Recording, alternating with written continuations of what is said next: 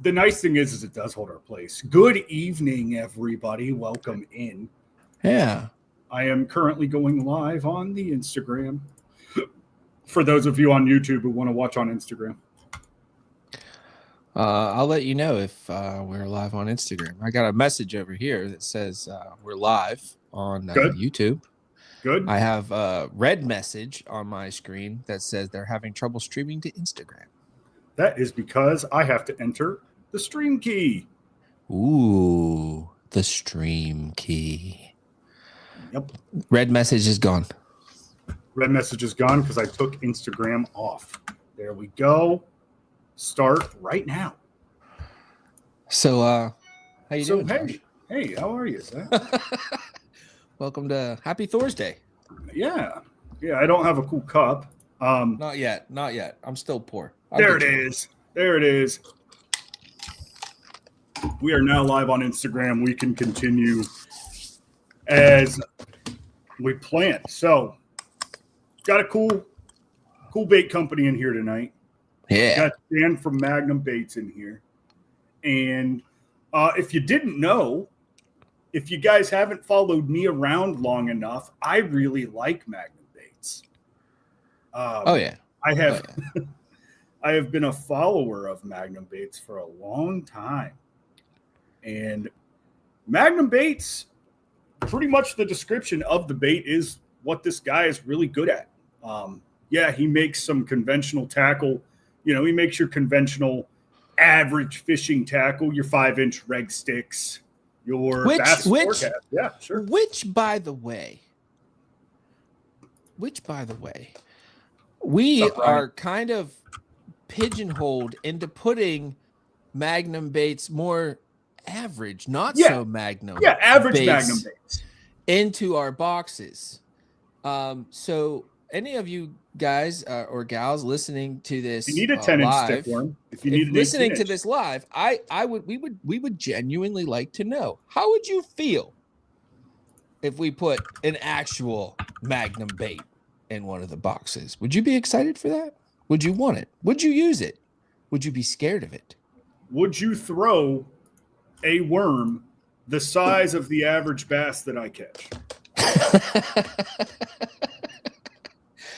But you want to just cut to the quick and bring everybody on, man? Yeah. Let's do it. As always, we have Ryan. And hi, Ryan. We've got Dan. What's up, Dan? Hi. Evening, guys. Take it away real quick, Zach. I am currently browsing. So we got Dan here from Magnum Baits, creator of Magnum Baits. Yes, sir. And happy to be here. By the way, makes our favorite stick bait. Stick bait. Is that the proper stickworm? Stickworm. Josh will get nitpick. Hold me back, Ryan. Worm. There you go. By the way, in probably top 2 versions of the dark horse color ever made. It's my favorite, period. And I'll tell you why. It is natural in all aspects, but it still has a good pop to it. But bass don't really see purple the way that we see purple, right? But what Dan has done with his purple is rather, a lot of people will do that real, like, oily looking purple. Iridescent. That's the word I was looking for. A real iridescent purple. He's done more of a smoke purple. And that smoke purple... Subtle. You can't see it because I don't have a light bulb on me. But as you can see, it is purple. And you can see it's a little radiant, right? It's a little shimmery. But under direct light, that bait is clear. It's just it's smoke is what it is. It's smoke with purple flake. It is just a shiny stickworm. And then you have that really nice contrast to that green pumpkin. Boom, solid line. And it fishes very similar to the electric shad pattern, where you have that real hard color and then that nice silhouette of a color. It's my favorite. Awesome. Yeah, one thing I will say on that one, one thing I will say about that is one of the things that I like on my colors is I don't like too flake heavy. It throws my eye off for some reason. and half of the game is the fisherman's eye. So that super heavy flake throws me off just a smidge, and that's kind of why we, to some degree, I guess you could say, dumb that down flake wise.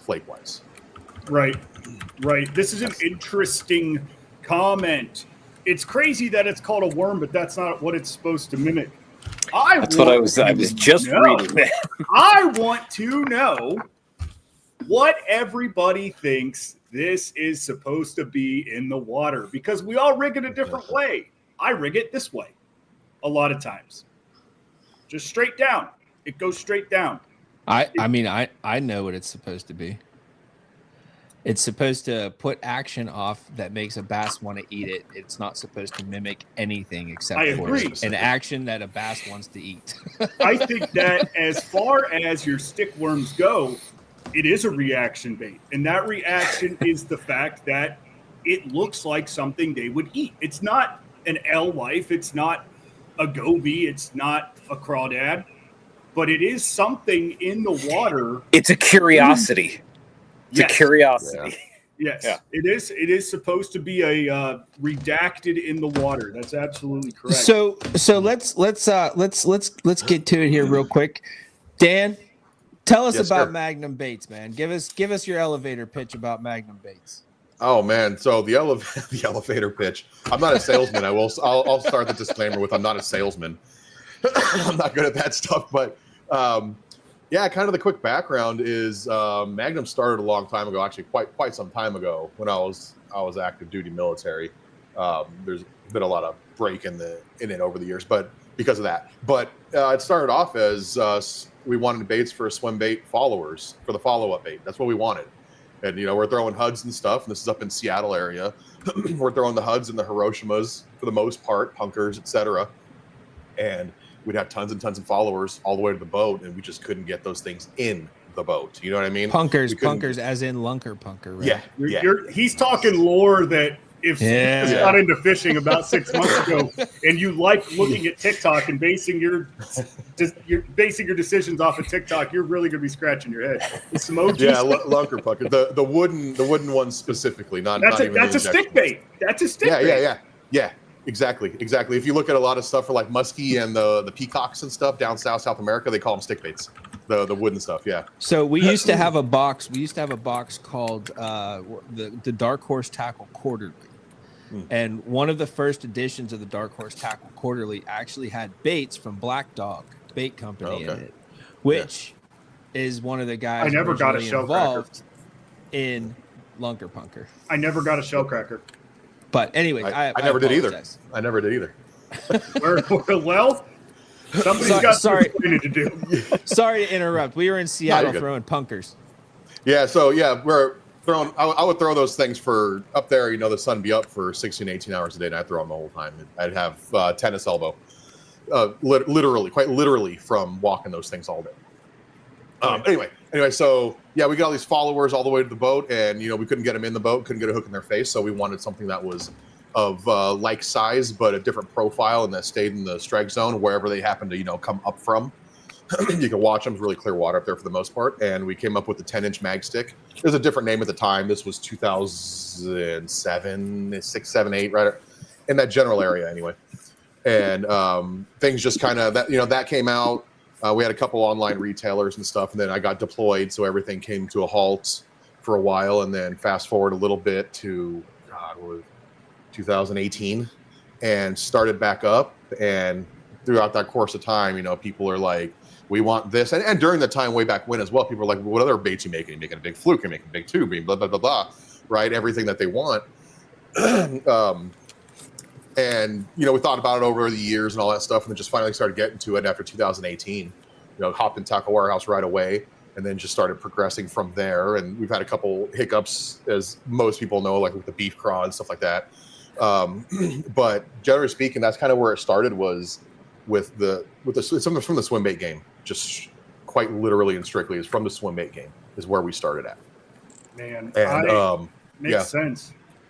Absolutely, and that's what, just throwing that 10-inch mag stick, it ended up getting us fish that we couldn't get before for whatever reason. How were you throwing those? Weightless? The 10-inch, straight Texas rig weightless, straight up. They've always been heavily salted. I've delved into the non-salted stick bait game. It has a purpose, like for Neko rigging. It's really excels there and shaky head. But beyond that, as far as like weightless, which is what I personally like to do the most, Texas rig weightless specifically, that's where it really excels in my opinion. And Wacky's fine, there's nothing wrong with it, but it really excels as weightless Texas for sure.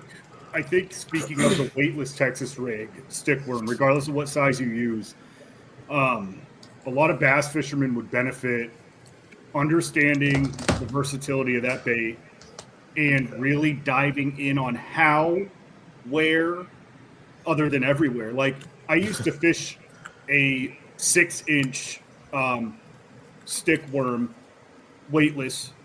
It was made by a company called Venom up here by me. Oh yeah. It was a little thicker. Mm-hmm. It was a little fatter, with purpose. But I would fish it on ledges, like you would a jig, like you would a Carolina rig. It's a waiting game. Don't get me wrong. It's a waiting game. But the big difference is the control that you have with a weightless stickworm. You're fishing 12 feet that drops down to 16 on a jig. That gets down in 5 seconds, whatever. It hits that 16 feet in 1 second. But it takes you 30 seconds to get that 6-inch stickworm down to 12. And the second you make 2 twitches, that's got something's attention more than it does a jig. Yeah, absolutely. And I have cashed way too many checks fishing a weightless stickworm, probably in places that people are like, I'm going to throw a Carolina rig, I'm going to throw a big jig, or I'm going to drag a big worm. But I think that the suspending, slow sinking, I think that slow sinking action of it, not to mention those baits, when you get them to sink more than like 4 feet, because a lot of people fish weightless stickworms, not weightless in shallow water. Yes, they're weightless, but it starts to quiver the more, motion it gets down in that water column. It starts to really have its own action come into life. And I just think, like, every time someone asks me, like, 2 of my favorite baits, a black and blue flipping jig and a weightless stickworm, period. Yeah, for sure. One of the things that I found is that it's kind of similar to swim baits, as in it has drawing power, the bigger ones. And maybe the 6-inch, like a 6-inch, regular size stick bait, Senko, whatever you want to call it. Maybe that has its drawing power to a degree, but I'm thinking like the 7-inch little fatter and up. Those, especially the 10-inch, they have some form of drawing power to them. I've seen them come up from depths to come look at this thing. And I think part of it is that waiting game, and they're sitting there looking at it, and they're kind of annoyed by it. Because growing up in California, I've seen some really, really large fish over there, and I've seen a fish come out of 18 feet of water and hit a leaf on top. It was dead calm. It wasn't doing anything. We estimate about 8 pounds, but I watched it come up and just suck down this leaf and then spit it out. Like, it was mad at it and curious about it for whatever reason. So there's certain things have drawing power, and it seems like the bigger stuff obviously does. And the 10-inch, I think, does pretty well. I'm gonna have to try it.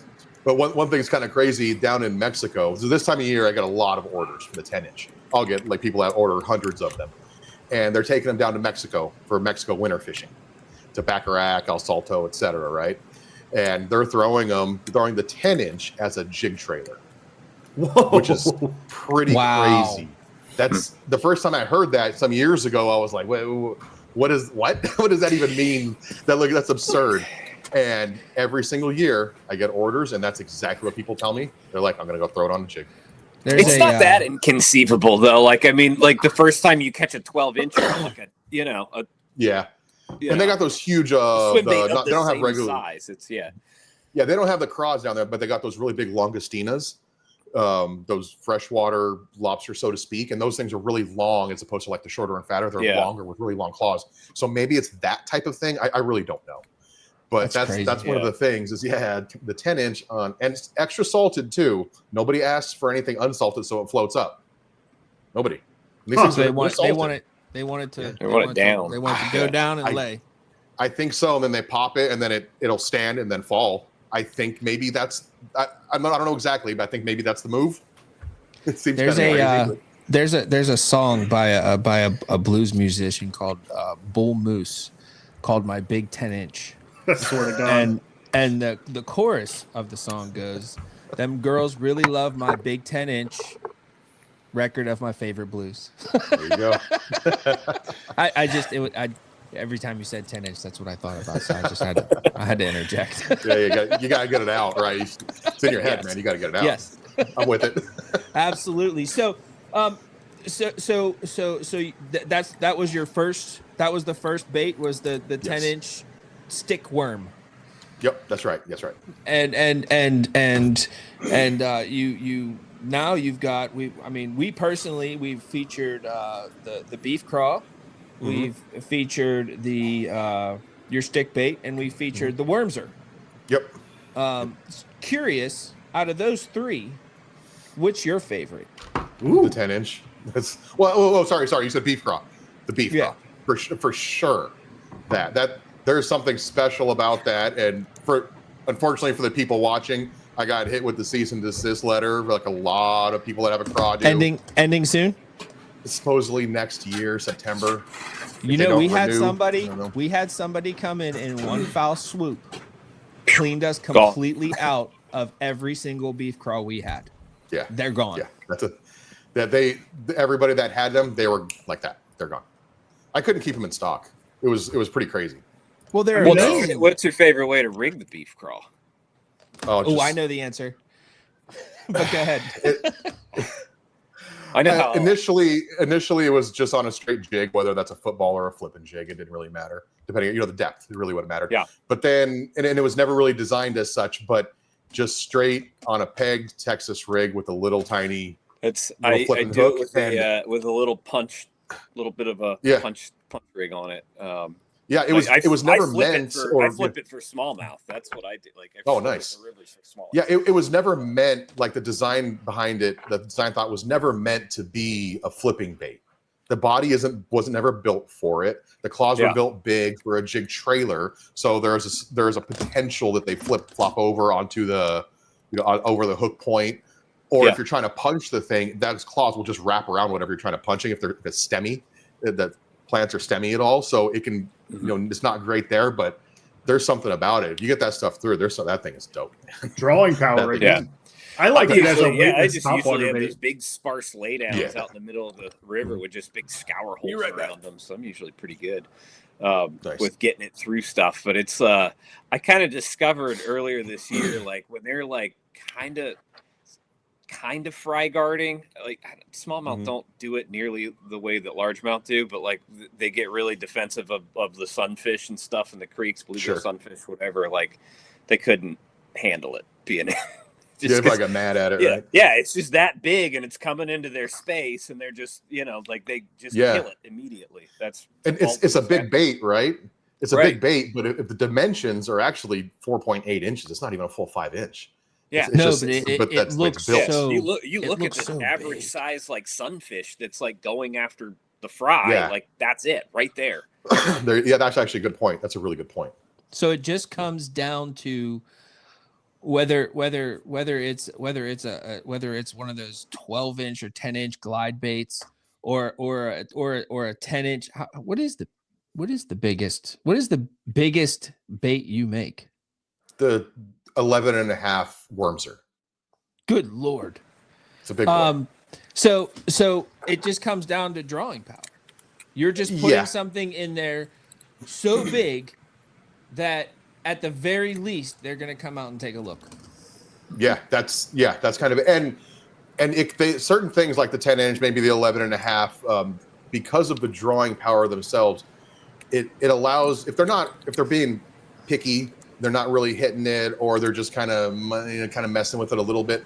But if you can see it happen in clearer water, then what that does for you, even if you're not hooking up with them, it actually lets you know where they're at, what direction they're pointing. Same as a glide maybe bait. What depth. Yeah, exactly. It's the same thing as the followers on the swim baits that we were having issue getting previous.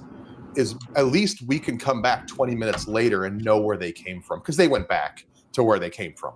We know where they're at now, so we can come back after they marinate for a little bit and calm down. Come back 20 minutes later and throw something a little bit different at them that's got the same potential drawing power but looks slightly different. And maybe that's the way of getting them, and it's worked out for us in the past for sure. That's wild, man. So your beef craw and your baby beef craw are on don't hiatus, remind right? me. For now, yeah. Don't remind me. So the initial reaction was we're going to modify the molds. Okay, so the real quick, the way of knowing if something if a company either has bought into the patent, which I had the option of doing, which I chose not to, or they chose not to, is the flange at the edge of the at the edge of the claw. If there's any little material sticking out past the flange, that's what gets you around the patent. If they have a straight claw, like a Zoom Z-Craw, for example, or a lot of the Rage Tail stuff, that has it's just a flange and that's it, right? There's nothing hanging off beyond it. They probably bought into the patent. Right. Unless they've got some kind of boys club where they were just allowed to pass through. And that too, grandfathered in, who knows, right? Yeah. Grandfathered in. Oh man, that's a big topic that Zach and I talk about all the time. It's just, is it innovation? Is it copying? Is it this? Is it that? Like, it's always an interesting thing to talk about, but the way I see it now, like I kind of, I used to be like, get off my lawn about it. Unless it's like very blatant, right? Like, I'll bring it up. The Nessie, straight rip. Yeah. Straight rip. The Cole Shad, don't care. Everyone has a Mega Bass mag draft. Every company has one. Yeah, every company's got a big either top hook or stinger rigged swim bait. Everybody's got a stick bait. Nobody ever complains about the stick bait. Nobody complains about crawl baits. Josh, hang on. It's a stick worm. Oh my God! Get with the program, dude. Man. The crazy thing is, I took myself out. I need to go. But the crazy thing is I have never, in all of the, I don't even, hundreds of hours I've spent looking at baits and for baits, I've never seen a beef craw. Yep, exactly. Ever. Nothing even close. Exactly. Like who's the spinnerbait guy that didn't patent the spinnerbait? Look at bladed jigs. It all started with that. And you can't, it is so obvious that it started with that because once the bladed jig came out, guys were, this is the shimmy jig, this is the shimmer jig, this is the vibrating jig, whatever. And then for 5 years, it was just chatterbait only. Yep. And then guys were like, let me put a split ring on this and see if I can work around it. I'll do a horizontal line tie, which is completely different from them, and we'll see what happens. And, regardless of your opinion on the horizontal line tie with a split ring, there was innovation there. But, the buzz bait, there's a million buzz baits. There's a million bladed jigs. There's a million spinner baits. Why? Imagine a guy I just couldn't imagine hey, that's my flange. Yeah. That's my angle. When we designed it, we made a very concerted effort to not violate that patent. It's nothing close to it, Dan. It's fully aware. Yeah. Fully aware of what it is and how many people have gotten into whatever issues with it and this and that. Fully aware of that. What I'm also not is a patent lawyer. So that thing is written in or a millionaire. Thank you. And I don't have lawyers behind me like them big boys do. You know what I mean? And to be fair, it's not Rage Tail or Striking that contacted me at all. In any, it's not even their patent. So it's not them. But the people ask me that all the time. Yeah, people ask me that. They're like, it's damn Strike King. I'm like, no, it's not them. It's not them at all. Imagine if Kai-Tech went after every person making the ridged paddle tail. Or if Big Hammer went after everybody making a boot tail. It's dude, guys just want to catch bass. I understand. I would never fight it, and I was like, all right, I'm backing out. I'm not going to give you any of my money for this stuff. Whatever. I don't want to deal with that. Wait till the patent expires, et cetera, et cetera. But yeah, it was this detail that we didn't really catch, and we thought it had to do with the flange angle and this and that. And that was the main point of it, and that wasn't the main point of it. It covers a lot more than that. And it was they usually write those things to be about as clear as mud, and you can't read through for convenience because they have people they can pay to read it for them, and you don't. I have a 5th grade reading level. If it's a chapter book, I can't do it. I need pictures. I need something that's gonna. I need somebody to be like, "Hey, what you're doing is bad, and here's why." Yeah, that had a little bit of concern with that because there wasn't anything that was extremely direct, but I kind of knew what it was after talking to the lawyer on the phone. So, that was, let's move away from this and let's talk about the bait that we most recently featured, which was in August, and we featured the 6-inch Wormser. Sure, yeah. So tell us about the 6-inch Wormser. So that was actually the very first one out of there's 4 different sizes now: 4 1/4, 6, 8.5, 11.5. That was the first one that came out, and the reason that one was actually built in the first place, this was in the California Delta. I was fishing that 3 times a week, and punching, and especially chatterbaiting. You're now in Texas, right? Yeah, now I'm down here in Houston. Yeah, okay, Sugarland, but Houston. So it was built on the California Delta, and for 2 specific purposes. The first purpose was Nico rig, Nico or Neko, however you pronounce it. I don't know. First one was Nico rig because that's. I say Nico because Neko is wafers.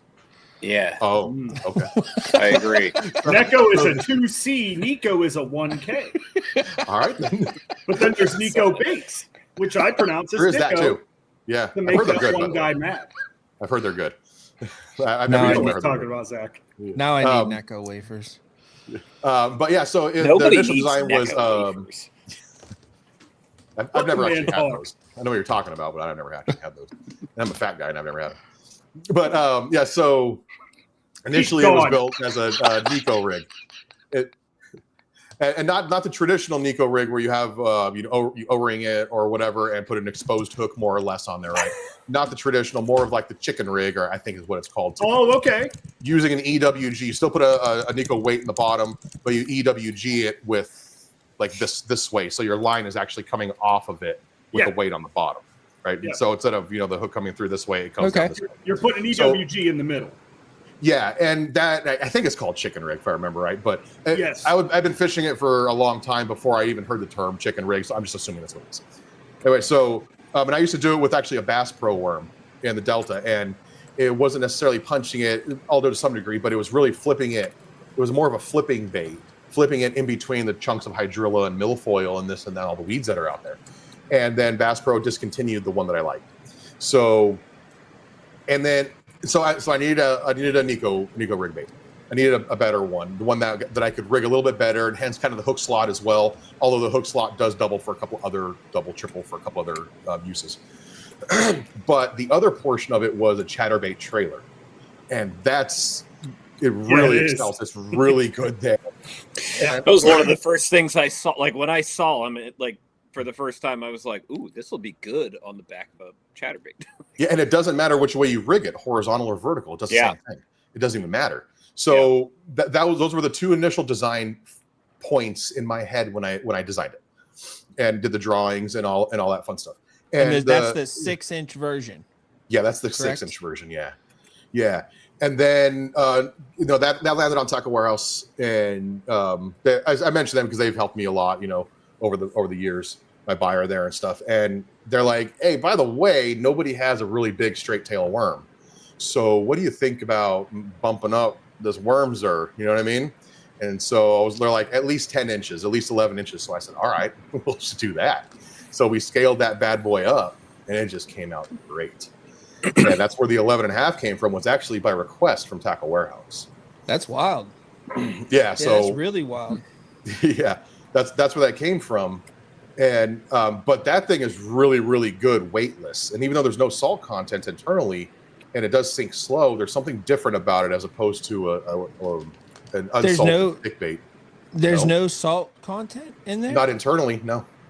Just there's some on the outside? It's in the bag. That's for bagging purposes, so they'll stick. I don't want to juice them with too much oil. But. The reason why I asked is because I literally just got done taking photographs of them and then hand cutting them out in Photoshop and I know that I was going around little pieces of salt when I was cutting them out on Photoshop. Yeah, that's packaging purposes. Some people out there think that, whether they're right or not, I have no clue, that the packaging them or putting salt externally, that the plastic absorbs some of the salt so it tastes better.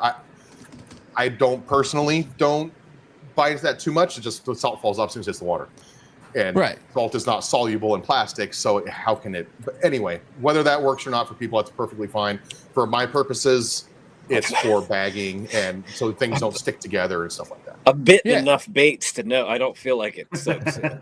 I used to suck on Senkos on the drive down to my spot. So, that's odd, but go for it.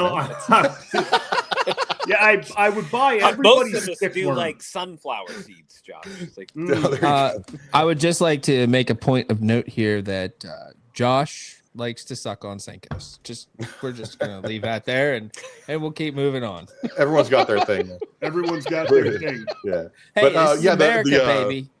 The chatter thing, that was a pretty big thing for me. When I was over on the Delta, I never liked chatterbaits my whole life, as long as I've been fishing them. I've hated them. And then I met and by chatterbait, you mean bladed jig, right? Sorry, yeah. But I mean, I'm pretty partial to Z-Man. It's hard for me to get away. It is what it is. But nonetheless, I met a couple brothers up there, and they were one of them was a swim bait game, or I'm sorry, down there in the California Delta. One of them was in a swim bait game heavy. They're both in the tournament game over there locally in the Delta, and they started teaching me their chatterbait game on the Delta. And it's relatively easy to explain, but to put into practice is quite difficult. So I learned it over the years, and one of them, I forget, he uses a smaller bait. I forget as a trailer, but both of them pretty much straight tail, and the other one uses like a 7-inch fluke, if I remember right. And that's hanging a big ways off of a standard actual Z-Man chatterbait. And so I was like, you know what, the 6-inch is going to be just right. Sometimes you got to cut off a little bit. Sometimes they want a little bit longer. It kind of depends. But that's kind of where my love for chatterbait started, is learning how to actually use them. That worked for me. And generally speaking, that was hitting as much stuff as humanly possible underwater. Whether that's dragging bottom, hitting clumps, hitting trees, it doesn't matter. But that's how it worked out for me, was hitting as much stuff. And that's where the Wormser excels on it, because every time it hits something, it folds over and then it flings back. And not just that, but the action of the tail matches the blade action, the speed and the vibration of it. And that was a big thing for me too, is I don't necessarily like paddle tails on bladed jigs, chatterbaits, because it doesn't match the blade. In my mind, I like the match. And that's kind of where that whole Wormser thing came from, was those two main design Nico and chatterbait trailer. What I'm interested in and out of this whole thing is you're talking about a bladed jig, right? Maybe 3-4 inches long. Mm-hmm. Then you're talking about a 6-inch trailer on it. Mm-hmm. And for a lot of especially newer bass anglers, that doesn't look right. It doesn't seem right, and it probably is a little scary. It's big. You can chalk it up. Why is it a good idea? Why is it not scary? Why should people try things like that? In my perspective, I always go back to the swim bait game, and because when we talk about people getting scared of stuff, and it's usually the bigger stuff, right? Yep. If you, as the way you just described a chatterbait, with putting a 6-inch trailer on there or whatever it is, you're already there at 6 to 7 inches in length overall. You're already in the swim bait territory. You're getting close. There shouldn't be any fear in my perspective. The other part of it is, I think, is that people just want to go out there and fish and catch a bunch of stuff, and hopefully you get a big one, and maybe not necessarily consciously trying to weed out the smaller ones. Because even on the 10-inch mag stick, for example, I don't know how many 8-inch fish I've caught on those things. Literally fish smaller than the bait itself on that 10-inch stick bait.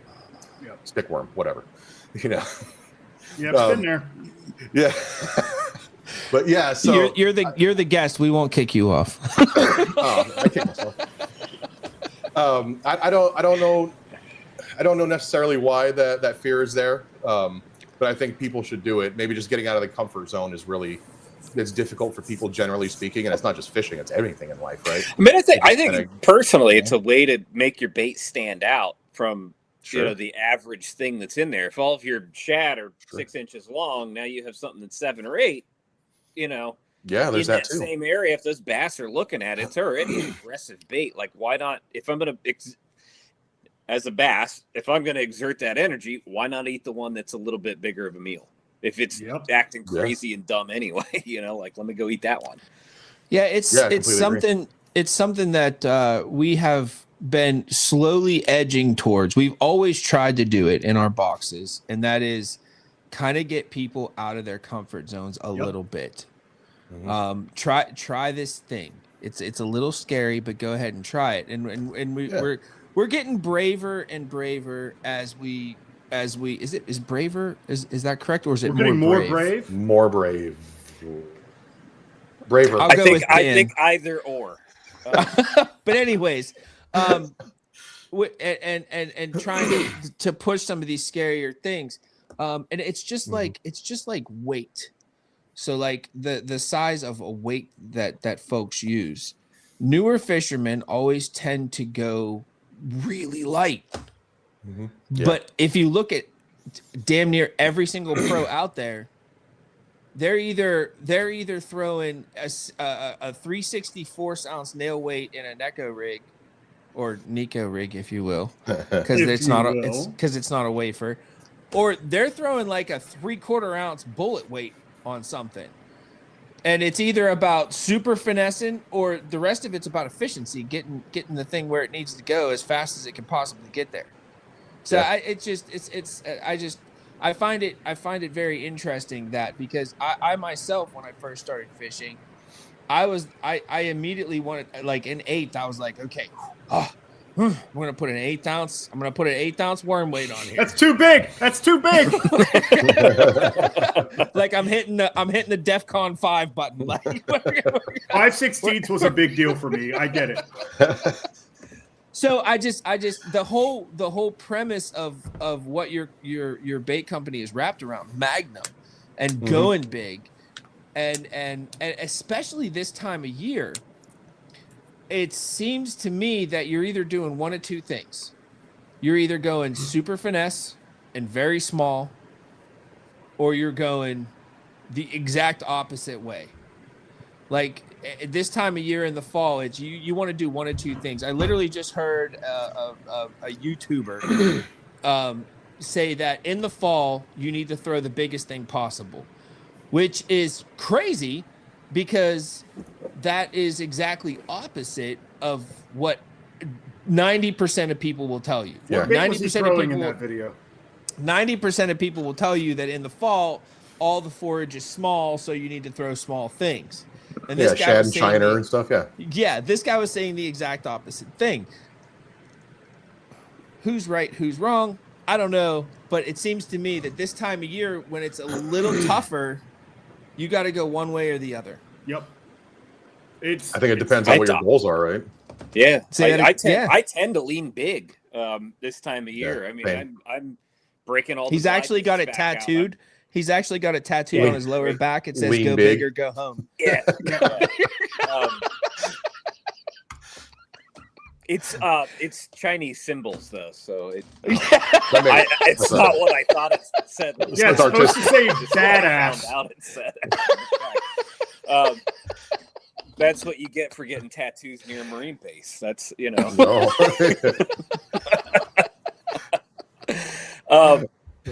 this time of year, I almost always lean big. I don't, because I think you can still finesse big. And sure. I think that's something that's overlooked. Like, yeah. The 8.5 Wormser is a good example of that. It's a relatively finessey bait for being 8.5. I think everything can be finessed. Sure. And everything can be power fished. Like, the way I fish when it cools down is both big and small. But it's like I have a 3-inch swim bait, but I also have an 8-inch one. Or I have a 1/8 ounce jig, but I also have a 1/2 ounce jig, with a 4 to 5 inch trailer on it. I'm doing the same thing. The cadence is different depending on the size, but the only difference really is the size of the bait. I'm still fishing the same. So to our customers, what we are trying to say is you need to buy everything we have. Yep. Everything. Yeah.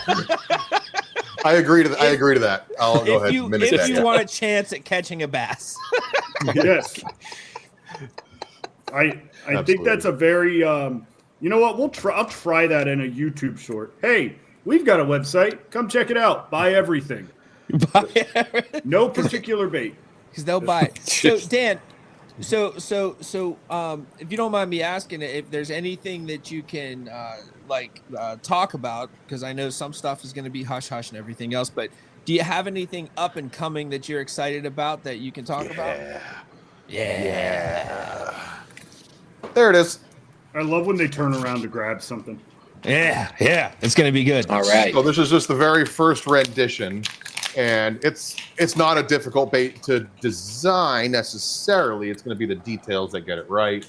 And one of the things that's lacking out there when, excuse me, and I've had tons of people ask me for this once Yamamoto discontinued it, and that's the big ass sea tail grub. Oh, nice. Oh, nice. Oh, yeah. So yeah, the way that they marketed it in the past was it's the length of it, the 8-inch, the 10-inch is the one that's most often that gets requested. Was with the tail straight like this as an action. That's the overall length. We're gonna kind of do it different as it sits in the mold. That's gonna be the overall length. This is sitting about 8 inches. It's gonna be appreciate that. It's gonna be heavily salted. Heavily salted for in all likelihood. Again, this is the first rendition. There's a big gap in the market for this, and this is something again like I've been asked for many years. You need to do this thing, so I'm finally getting to it. Got to make some adjustments. As soon as I got them in, saw the first mold, I could tell just as soon as I grabbed them that there was a couple of changes that need to happen, but nothing drastic. The overall shape is probably going to be just like this big bad boy here. This is the same thickness. Diameter as the Yamamoto 7-inch Senko, as well as the 7-inch Squatch stick that I have. It's not somewhat released, not official, but it's the same body as that, the same diameter. So it's not a matter. The thought process is not a matter of they're doing this, so that's what I want to do. There's something right about it. There's something right about the overall design of it and the diameter and this and that. It's still big and scary to some people, unfortunately, but they'll get over it once they get a nice fish on there if they give it a try. You know what I mean?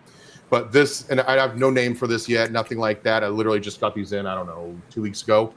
I haven't even hit the water with them yet, so I haven't fished in like 2 months. So there's that. I'm telling you, man, you need to just start looking at Latin animal names. It's my favorite place to start, man. That's a good one for sure. That one we talked about before, right? Yeah.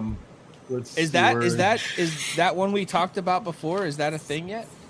Not quite yet. I need to get this guy and the punch beef to market. I needed to get that. That punch beef was big. That was a big 100% priority for me to get that to market before anything else because I lost the beef craw. Right. So I had to. You have to have a craw.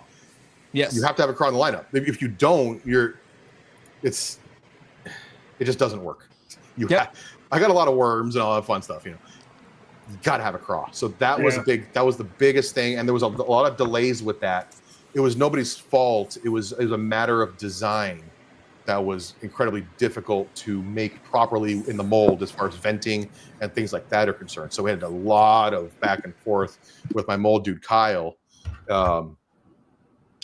had to get that thing dialed in, and it just took way longer, probably 6 months longer than I wanted. And matter of fact, yesterday, and I've been doing limited releases of that over the last couple months. Just yesterday, I got all the actual 100%, the official lineup of the punch beef done. So I have them, they're back here in a box. They're not 100% bagged yet, but they're right over here behind me. And I got several hundred of those bad boys coming up here soon in the official color lineup that I like. So we had the beef craw. So the punch beef is the beef craw for punching. Yes. I'm assuming. Yes. So the name is a little bit deceiving. It's not. Yes, it's designed to punch. Oh, you tricky 100%. man, you. I love punching. Yeah, I was fishing the California Delta 3 times a week. If you don't punch there, you're missing. You know what I mean? You're missing a big thing. If you're not frogging and punching, you're missing out there. Then again, if you're not drop shotting, so there's that too. But anyway, I love punching. That's my jam. And what I don't like is punch baits that rip too easy. And the ones that I like the best, I don't want to sound negative, so I'm not going to say what they are, but they rip too easily. So we designed this with a couple different aspects, and of course, all the bags that I have. Oh, there we go. This is actually a 3D print of it, but this is the punch beef. This is a 3D print, so it's folks. It's actually not that stiff in real life. Yes, correct. Yeah, but this is the guy. It's about 4 inches or so, and there's a couple design aspects that have to do with punching. I don't know if you can probably barely see it, but there's that little nub right there, and that's where the hook goes right there on the hook keeper. Give you a little more meat there. Yeah, exactly. But it's not just for punching, as mentioned. It's fantastic. Sorry, I felt like a used vacuum salesman saying that right now. It's fantastic as a buzzbait trailer. It's great. Ooh. Yes, and it flips. It does that. It skips. It's a jig trailer. It's an everything crawl that you want it to do. It's fantastic. What's the overall length of that thing? About 4 inches. Would you ever make a smaller one? Yeah. I'll see why not. Okay. A 3-inch would probably gets that. I need a smaller one. I have a very a very important reason for having this. We got there's a bait that Josh and I love to throw called a weed whacker. It's a buzz bait. And it's absolutely deadly. It's little. And it works best with a trailer that has a flat body. Right? And the claws or the appendages or the pincers, whatever you want to call them, can't be too crazy. Because if they're too crazy, then they come back and they get into the hook. Hung on the hook. I don't think the punch beef is a crazy. It's not. I don't think it's a crazy clawed bait. That's why it's not. I don't think it is either. And that's why I think if we got one just a little bit bit smaller. I'm gonna shove one of those things all the way up a freaking weed whacker. I'm talking all the way to the ball. I'm gonna do it all the way to the rivet. The way to the rivet. But I threw in a couple of bags, by the way. There's a couple of bags on that shipment, by the way. Thank you. We appreciate it, man. But no, there's a bait that we used to have from a company that is now defunct, and it worked perfectly. I've never had a plastic trailer to go on this thing that worked better, but it's now defunct, and I'm literally down to my last bag. And damn it, man. Yeah. Mendit can only do so much. But yeah. So during the punch beef is a pretty dope bait, man. It's done really well. And one of the first tournaments that it fished is actually in Oregon. This was last year, I believe. I think it was last year. Anyway, I think it was, I forget what lake and all that stuff, but if I remember right, the biggest fish of the tournament was like the biggest fish caught in that tournament circuit in like a decade or two, and the bag was also like the biggest bag or something like that. And of course, they got first place all of it, and they won. But it was all punch beef. Yeah. And that's think awesome, it was. They weren't punching it. They were. They weren't punching it. They were flipping it on a really light weight, if I remember correctly. Nice, like man. And there is some salt content, not like stick bait level salt content, but there is some salt content to it. That is for a relatively specific reason. So it's awesome that I'm listening to you talk here, and you've got the punch beef, which you were delayed by 6 months plus. Yeah, around about because it wasn't working out right. You've got the Wormser, which doesn't have salt in it. You've got multiple other baits that do have salt in it. You've got the punch beef, which has a little salt in it. You've got so there's a lot of development going on in every single thing you do. Which there's specific people that give me that feedback and input. You've got like minions out there. Yeah, and the majority of them are in Washington State. Really? PNW is an interesting place, man, because I watch a lot of guys and they're like, yeah, I'm out here bass fishing in Oregon. And it's like 6-pounder, 7-pounder, 6-pounder, 7-pounder, 8-pounder. Oh, 4-pound smallmouth in the mix, 5-pound smallmouth in the mix. And it's always cool. Like 60 degrees. Yeah, it's weird. It's a cool place, man. It's cool. Why is the color PNW called PNW? Because that is absolutely other than poison, that is by far those 1 and 2 over green pumpkin, over black blue flake, over everything. PNW and poison are the top 2 colors that go over there. What does it match something? Yeah, PNW is Yamamoto 926. But does it match like is there a forage out there or something? I think is it just a magic thing that works out there? It's natural color. It's green pumpkin and orange, man. Yeah. Getting eaten. And amber to be specific. But pardon? It's been one of my favorites. Somebody kick Josh out. That's strike 2. I don't know. It's a natural color. I've done a lot of got customs of like the reg sticks, for example. Like people order like 500 of them in that. There initially they would say, I just match this color, and I wouldn't sell them on my side or to anybody else. It was just specific to them. But yeah, that one PNW was one of the top, probably poison, PNW, blue craw, or dark horse. Those are probably the top. If I don't have like those numbers in front of me, but if I had to chalk it up. I have another color question, and I have literally been waiting however many times we've tried to get you on the live. I've been waiting this whole time to ask you about this specific color question. What is up with your green pumpkin? I have never seen a green pumpkin like your green pumpkin. It is 100%.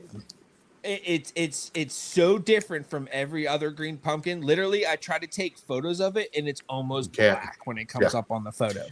No, I figured it out. Yeah. I figured it out. I got it to show a little bit. I had to do some tricks. It's tough. Yeah. It's so dark. So tell me why? Why did you go that way with your green pumpkin? Because I like the way it looks in sunlight. Okay. If you throw it, so you are 100% correct. I also have issues with it. I still can't get good photos of it. I got tricks. I'll let you know. I have 2 green pumpkins now, but that one specifically, the dark one, darker one. I like black and I like green pumpkin. I wanted something in between. And part of the process when I first started making baits a long time ago, when I first learned, so we're talking 2005, I think is when I started making it baits for myself in my shed, in my backyard. This is up in Seattle area when I was in the Navy up there. And anybody can buy green pumpkin colorant. Anybody can buy that, right? And there's a bunch of different brands, and they're fine and dandy. There's nothing wrong with them at all. Got some brown in there though. No, maybe. And so, and some orange in there too. The way I developed the colors was not saying I'm going to take green pumpkin, put it in there, and add a couple drops of black. No, it wasn't that. It was some green pumpkin, I forget the exact green, some green, is it emerald green? Moss green. I think it was moss green. Black, of course. And then the kicker was avocado colorant. That colorant, avocado, was the kicker that makes it what it is, oddly. And when you put that, if it's a nice sunny day, put them in your hand, whatever, look at it in the sun, and it looks a little bit different than every other green pumpkin out there. No, it's 100%. Definitely does. It is out of, we deal with a lot of different companies, and I've seen a ton of different colors. I have never seen a green pumpkin like your green pumpkin. Zach. And yes. I don't know how caught up on Dark Horse Tackle lore you are, but back in like 2021, I made a video on the birthday of Green Pumpkin because it was a happy accident. But yes, I made a birthday. Wasn't that was what the Ed dude from Zoom, right? Yes, Ed Chambers was clearing out pumpkin and put watermelon in. But I call him the Ed dude. The Ed dude, yeah, obviously. But I gravitate. Everybody likes green pumpkin, dude. Yep. But I gravitate towards the green pumpkins that don't look like green pumpkin. Your mass-produced commodity green pumpkin. A lot of orangey green pumpkins, a lot of brownie green pumpkins, and a lot of green pumpkins, dark or light, because that's a thing with green pumpkin. You've got the light, you've got the dark, you've got some browns, you've got some oranges, you got your standard. And green pumpkin is such a very interesting color to me. I could probably talk about green pumpkin for 5 to 10 minutes. But I agree. I love the Magnum green pumpkin. And I like the darkness outside of the water in the clouds. You've got a lot of baits that do that. Like cloud cover, it's a completely different bait. It changes. Yeah. Clear skies, it's a completely what did they bait. call that? What was that back in the day? Hypercolor? People had the jackets. I don't know. Beats me. I don't know. Wow, It's like a mood am I ring, that man. old? I had shoes that were called touch effects, and they had goo in them. And when you walked, they'd change color with the goo. Weird. Wild. Well, anyways, Dan, thank you so much for coming on, man. Thank you for having me. We are definitely we're not even close to getting through your catalog. No. And the braver our customers get, the braver we're gonna get with getting into some of the bigger stuff you got. If we can fit it in the damn box. There's that, huh? One of the things, and I don't know off the top of my head the dimensions of the box or the internals of the box, but maybe text me a dimension of the internal. Yeah, the ID. The one we're talking about bravery. One of the things that I just want to throw it out there real quick. If people are interested in getting a little bit more brave with stuff, if they're on that, the smaller stuff, this is too big, whatever. Don't shy away from the 10-inch mag tube that we have. Ooh. And that thing, did I say 10? I meant 6-inch. I'm sorry. Did I say 10? I was about to say, you have a 10? I got scared myself. Damn, sorry. I got kind of sorry. 6-inch. That lady's get crazy over my big 10-inch. I'm sorry. Yeah, oh, sorry. Oh, damn. That was a typo up here, man. The 6-inch mag tube. The 6-inch mag tube.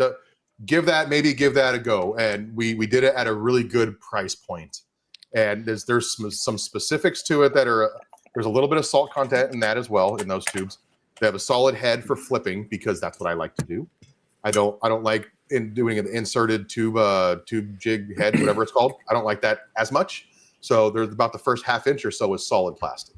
Okay. And the walls of it along the length are slightly thicker than the norm. Not a lot, just slightly. It's got to be 6 inches. And they're relatively soft. I would like to say that a 6-inch tube probably would fit well in our box.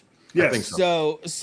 So that might be a thing, man. And you're saying you're flipping with that? You're flipping punching? Yeah. Some people are throwing out weightless because there is some salt content, so they will drop and not going to sit there and just stay up. And then, when that thing is sinking down a little bit, you're probably gonna have little bubbles coming out. You know what I mean? So what it's got like what, like 5.5 inches of hollow? It's 6 inch. No, not even that much. Probably more. Because you got the tentacles. Yeah. Okay, so it's probably more like right. 4-ish. Okay. Yeah, that's wild, man. That's wild. Yeah, flipping that bait, man, and you don't have to go a big hook, or I'm sorry, you don't have to go a big weight on it either. And some people go weightless on it, and it's got this. And you can kind of, if you're good at it, if you're good at walking the dog and get the cadence, you can kind of walk it underwater. Oh, that's wild. That's wild. I was about to say I like it on a real lightweighted belly hook because I can.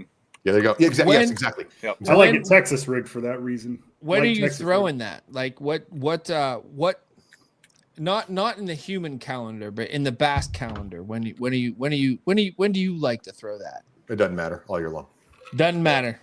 That's what I like to hear. I've always had the same thought as a lot of people, and I'm not saying anybody else is wrong or anything like that. I'm not a fish biologist. But big baits, like the bigger baits, like longer ones, like the big worms are in the 10-inch. People are like summer deep ledges. Yes, fine and dandy, cool. The biggest fish that have come off my baits, all spring or winter, January. I love but on winter. the very matter of fact, I think it might have been the very first fish on the 11.5 Wormser was on the Cal Delta. It was a 10-pounder in January, weightless. So, one of the biggest fish on the 10-inch mag stick was in Virginia. It might have been February, in probably a foot of water. Yeah. So Josh and I were talking when I told him that you were that we had finally netted Dan of Magnum Baits to get on the podcast, and we were talking about the title, and I said, why not Magnum Baits equal Magnum Bass ? And from listening to you, I think we've answered the question. Well, I mean, Magnum Baits. The big ass worm on the California Delta is no secret.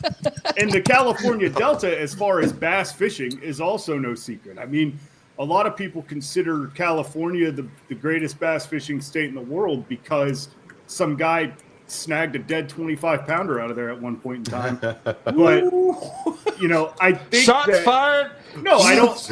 I'm just saying big bass doesn't necessarily mean it's the best place to fish. That place is tough. The Delta got bad over the last It's pressured. You have a specific amount of time you're allowed to fish because aren't the seals eating all that shit up there? Yeah. I saw more dead carp than anything from the seals and salmon. I've only seen like one bass, maybe two that were torn up, but people tell me all the time they see them flop, they throw them in the air, they play with them. Yeah, that's crazy. It's kind of funny too. Like, I was chasing striper one fall there, and actual striper, right? Yeah, actual striper. Okay, they got some pretty big striper over there. Little bit different build than the East Coast ones. I've caught those too, but nonetheless, they get relatively large. I saw a bunch of boils, right? And I thought there's a striper, and there was some birds. And it's the same similar type scenario as a striper on the East Coast. You got the birds, they're there. Oh crap! And same with tuna. It's even the same way. But I saw all these big boils and splashes. I'm like, there's the striper right there. So I rocked over there, and when I got relatively close, I saw something red fly in the air, and it was seals playing with salmon. It was a salmon meat. They were red. Just playing with them. Just throwing them up in the air. We'll eat it later. Yeah. It's interesting. It's interesting what you just said because I'm landlocked here in PA, right?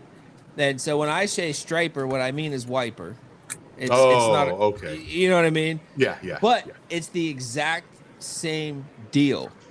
Anytime the striper are around, like in numbers, there's always going to be.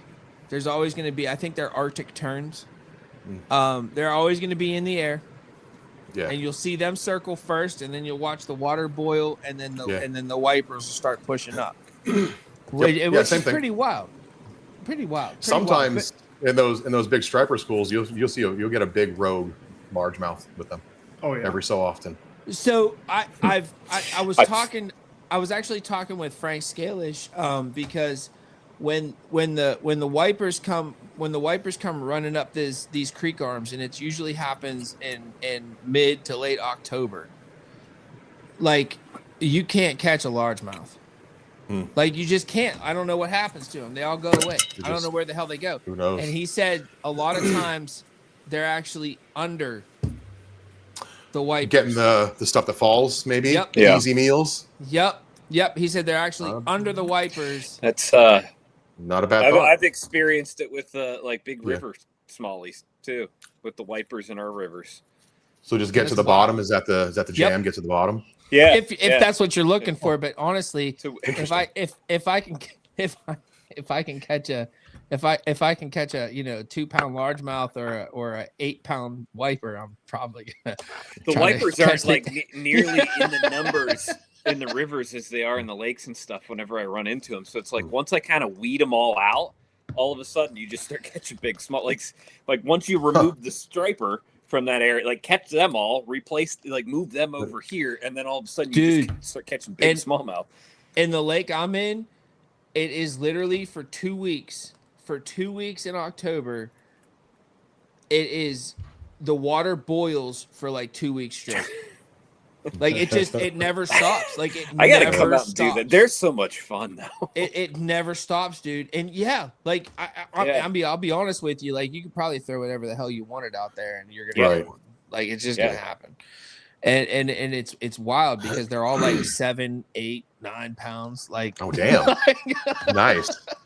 I've never caught a wiper. Oh. Yeah, well they're like lesser stripers, I would assume, because they're hybrid. They're not the real thing. I've never caught an actual real striper, but I've caught a ton of wipers. Gotcha. They got the aggression. Dan, thank you so much for coming on, man. Absolutely. And anytime. Whenever our schedules match. You know what I mean? We've been trying for a bit. Anytime asterisk. Yeah. But dude, no, seriously, your rendition of the dark horse. I don't know if you were watching the comments, but there was actually people in the comments asking us, "Hey, when you getting more of the rake sticks back in the dark horse tackle color?" Like it's been nonstop ever since it's come about, and we appreciate that, man. Yeah, you've done a great job, and yeah, man, I hope whatever's creeping in on you there, I hope you get over it quick, bud. Yeah, it's getting to me. It's been creeping on me all day. Little by little, I'm on the downhill for sure right now. All right, Dan, we'll be talking to you, man. Have a great night. All right, thanks, guys. Have a good night. We'll see you. See ya. Bye. Whoops. All right. Yeah, the black cloud hit me right before he exited. If you couldn't notice. I saw it. I saw it. That, yeah. I was watching them, and I could see as the night got later, I could see the sickness creeping in on him. Oh, dude. I didn't want to hold him, you know what I mean? Like it looked like it was really getting to him, man. The pressure up here is so bad right now. Like every day it feels like someone's standing on my eyes. Ryan, feels like someone's standing on my eyes right now. I think that's because my kid woke up at 3 a.m. All right, go ahead. I want like the Wormser. You sent me a video. Yes. Of the Wormser, and you were doing a thing with it, and I just want you to talk about that, especially because if you guys go on to Dark Horse Tackle right now, darkhorsetackle.com. We actually have a brand new. We have the Wormser up, okay, but we also have a perfect pairing. We've got the Wormser on the Madmouth Shaky Head as a perfect pairing. You guys can save a little bit of money by buying them together. But Ryan, tell us about the action of the Wormser and why you sent me that video. Which I wish if you have that video and you can show it, that would be. I know. badass. I was just looking for it. I can't find it right off. It's okay. It's okay. Real quick. I did. I just looked to see if I still had it. I think I do somewhere. But what I realized, like the first day one of throwing the Wormser, and that is straight out of that was the August box, I think, right? Yeah. Yes. Yeah, so like straight out of the August box, like the first day I got to go out, like I saw that and I was like, "Ooh, man, like I really like this. I think there's a lot of application." And one of those was bladed jig trailer, and then I saw like Nico rig, like straight up, this is going to be awesome doing that. Mostly because of like just how soft that tail is and how much movement you can get out of it, what I didn't anticipate, I throw it down. I'm fishing like a little hump that comes up to like 6 feet of water, drops down into like 20. But when I started pulling it off the bottom, I was like that feels funny. It felt like a little micro, like a micro bladed jig. Like I felt like vibration come off of it. It was thumping. It was thumping. Your rod tip was. And then the video was in the water while I was motoring. I just sent that video back to you, by the way, buddy. Oh, there you go. Well, you should put it on the screen. I can't. I have an iPad. I can't. Oh, let me see if I can do it. But you were saying it was thumping. So, yeah, and it was thumping. And as I'm like motoring, I look down and I see this worm just vibrating back and like left and right in the water. I'm seeing. How did you have it rigged? I had it Nico rigged. An 1/8 ounce nail weight. You will always tend to go heavier in the rivers just because of the current. Like I know an 1/8 ounce is going to make that fall pretty fast. But I need it fast now because even in slow current, like it's just moving it back towards you, on the whole duration of the fall. And that's sneakily one of my favorite ways to actually throw an echo rig is on ledges. Let it hit the bottom of that first ledge and stroke it. That's it. Just and then let it go. Yeah. Maybe a stroke and a pop, but it made me definitely like. I don't do a ton of like Nico rig fishing, so this was like I was excited to do more of it because of this bait. And then it very quickly, like day one, very quickly became like a new like confidence bait to Nico rig because of how effective it just was. Oh, it screams Nico rig, dude. Like it wants an O-ring so bad up the first third of that bait. Like it's perfect for it. I want to put it on, like a full size. So I'll take a full size football head, and crawl that around the bottom, kind of, imitating like a hog sucker or something like that. I do that a lot. I kind of figured that out on the Susquehanna years ago, and I was doing it with a 6 1/4 inch worm. Sometimes a jig is a great catalyst for a stick worm or a finesse worm to get down. Yeah. The whole Ned jig thing, I think, is kind of taken off here recently, but like beef that up. You don't have. It doesn't have to be this little. No. So there was maybe that's our tackle tip and lesson of the night. It's like there was something go big. There was something behind Ryan putting a giant freaking swim bait on a swim jig for the July box. Yeah. Because the swim bait you put on the swim bait that you paired with the swim jig scared me. Yeah, it was. I think it made some people nervous. I had a feeling it was going to. That's okay though.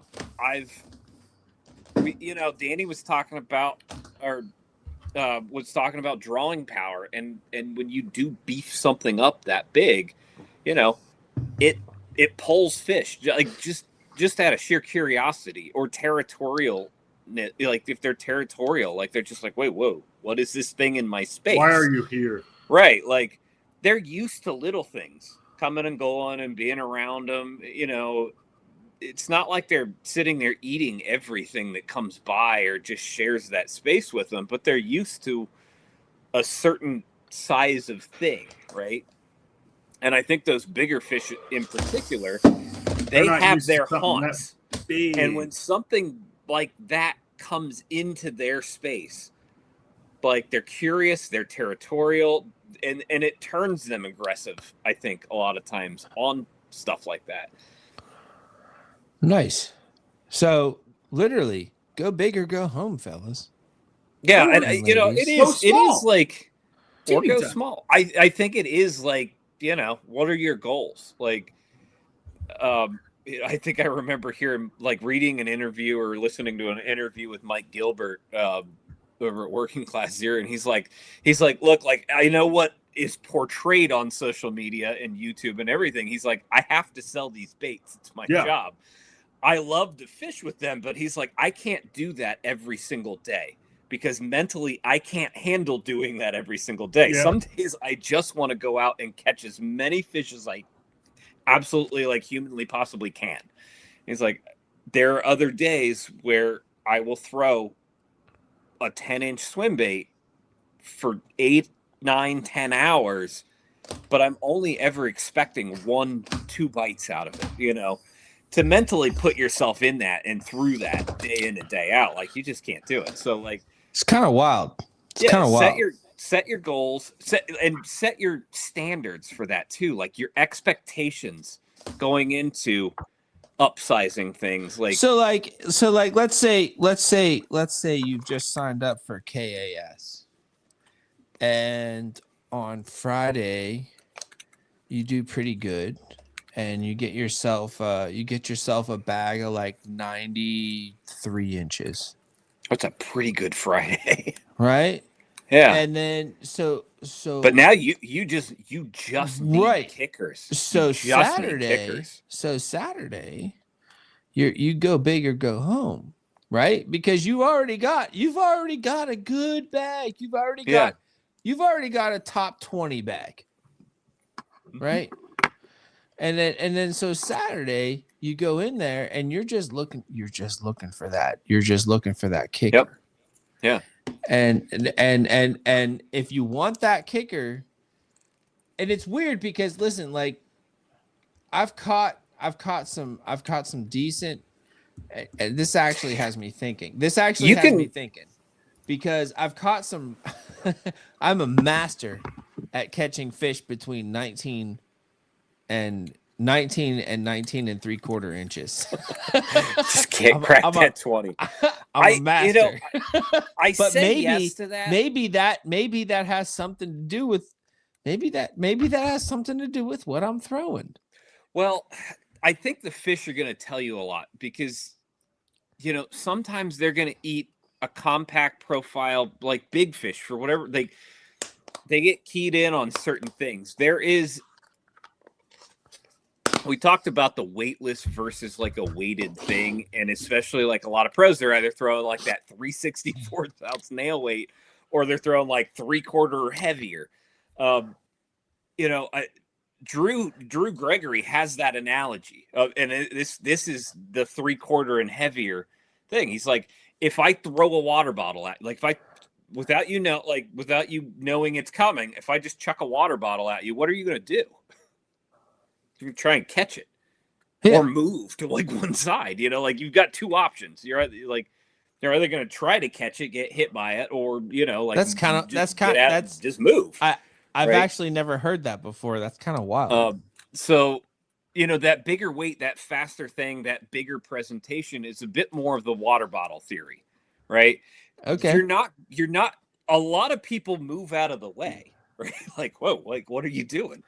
And I think a lot of fish can be that way too, but there's always those ones that have that.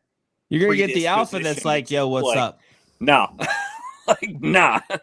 I'm swatting at it. I'm grabbing it. I'm doing something with it. Right. And so that's Drew's that's his analogy. And if you've ever heard him give that seminar, that talk, or just have that conversation with him, and the way I fish is very similar. I'm not looking for 20 fish to bite today. All I want is 5 of them. So if I present my bait in enough of and once I figure out, where they're sitting, how far they're going to move for things, there's a lot of factors that are going through my mind. But so Ryan, and forgive me if I missed it while I was indisposed. But what is the tackle tip this Thursday? I think we're gonna stick with this this theme here of don't be afraid to go big. Okay. Set your expectations, but I was afraid of these baits. I was afraid of the big baits. No, because they look stupid. They're freaking intimidating. No, they look dumb if you've never thrown them. It's to me it's not even intimidating. Have you seen what a 6-inch Cinco looks like compared they to a look 5-inch? Dumb. They look stupid. Look at a 6-inch Cinco compared to a 5-inch Cinco. The 6-inch Cinco looks stupid. Yeah, it really does. It's like, what am I doing? Like it looks like a cigar. Well, if you think about it, so here we go. I'm going to break out the instructional glide bait. This is the size of like the normal bait, right? The Parker instructional glide bait. Like when you more than double that in this inlet, you're like, oh no, like what is this? But I remember that like going out and just sticking it in my hand, just gluing that. Like I would go out with like 4 or 5 baits and 1 rod to throw them on, and I just rotate through them until I caught fish. But like when you start kind of understand, like, oh man, like regular size fish eat these big things, or we'll try. And you don't have to go straight to the 10, 11-inch range. Go to the 6, 7. Go to the 6, 7, 8. You know, stay, and that's the realm I like to live in. Can we talk about the set of cojones on the first guy that was like, this will work on bass. Hey, maybe it was Dan, but the first guy that was like, you know what? I'm gonna put a 10-inch stick I got worm a on a 10. Yeah, jig. I got a 10-inch. I'm gonna tell you who it was. Plastic, and I'm gonna throw it out there. I know who it was. It was a muskie fisherman. And here we go. It was a muskie fisherman. This I believe. 100%. Muskies You really eat tubes. think? Muskies really eat 100%. It was a guy fishing for muskie or striper. I'm actually. I was gonna say, if it wasn't a muskie guy, it was a striper guy throwing like an 11-inch eel. I'm very enthralled with that 6-inch tube. So Sluggo is one of your first minnow style, fluke style baits. Yep. They used to make pre-rigged 11 to 12-inch sluggos with saltwater hooks. I guarantee you one day some guy went, I bet this catches a bass. Or he was fishing for a bigger predatory species and ended up grabbing one. And then went, I'm going to keep this a secret from everybody. Until Dan came around. Until I'm going to go with it was a striper guy. Just because of the how much it grew in California. I bet there's some guys from like the upper Midwest. I will say for wipers, just know and have been sitting on it for a long time. For wipers, all you got to do is be in the fray. You just have to throw something that moves. That's it. You just have to be in the fray. For wipers, that's all you got to do. You got to be in the fray. When they're hungry, this is good, and you know, like we were talking about, this is a good time of year to try that bigger stuff. Yes.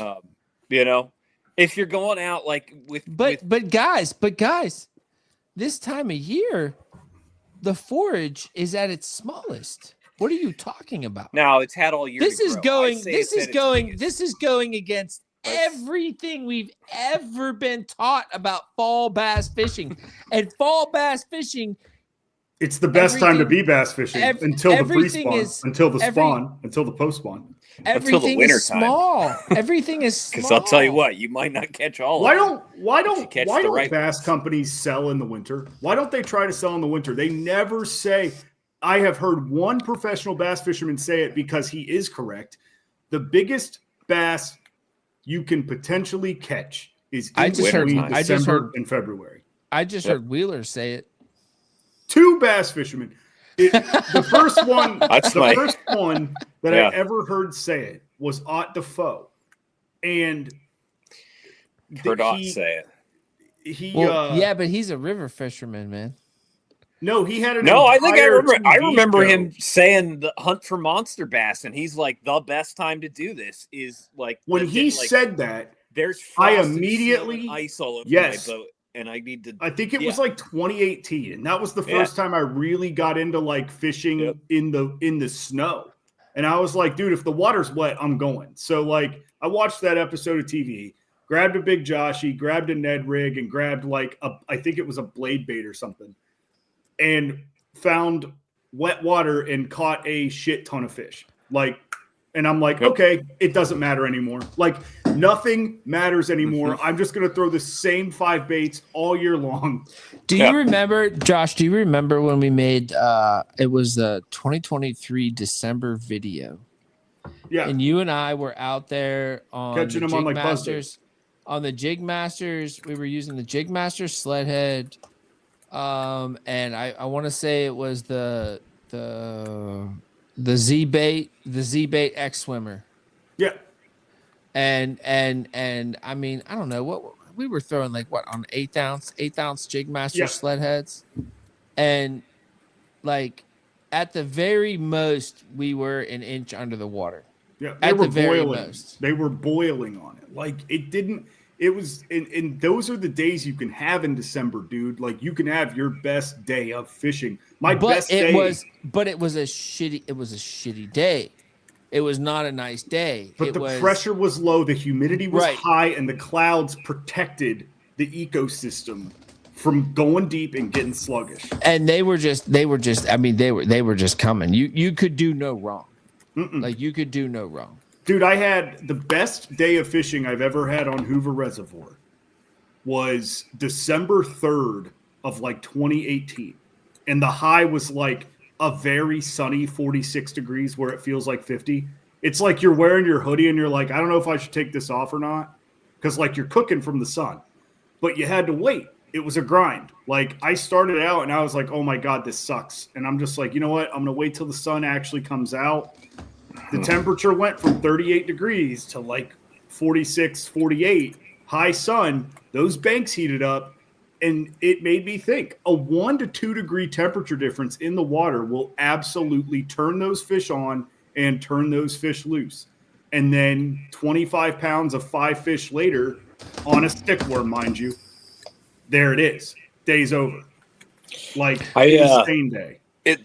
We talk about like just the couple degrees making that big of a difference. Like, I remember this is to a cold-blooded animal. Like, yep, their environment around them, a couple degrees is pretty huge. Yep. Like, I remember reading an article about a backpacker that was like, his thing was like, he loved to backpack and explore like north of the Arctic Circle. And one of the things, and he was talking about his like cold weather, like just sleeping in the middle of nowhere things, was he would burn little tea lights in his tent because they wouldn't light anything on fire, but they like that little tea light would raise the temperature in his tent like 2 degrees. Just like, enough. It makes a world of difference.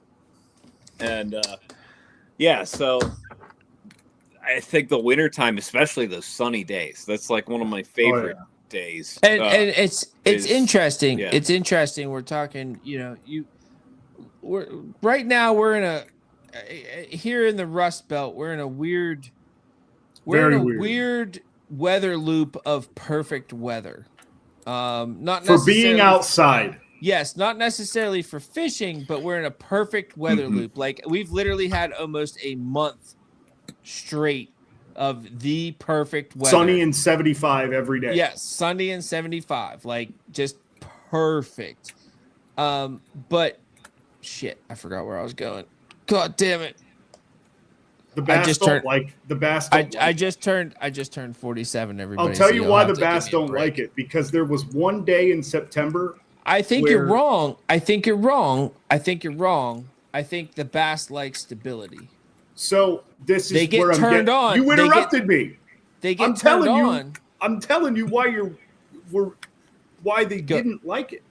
Okay, there was 1 to 2 days in September where it did not get above 55 degrees, coming off of nothing but summer weather, going into nothing but summer weather. That inconsistency made them say, nah, I'm going to wait. And they will wait. Yeah.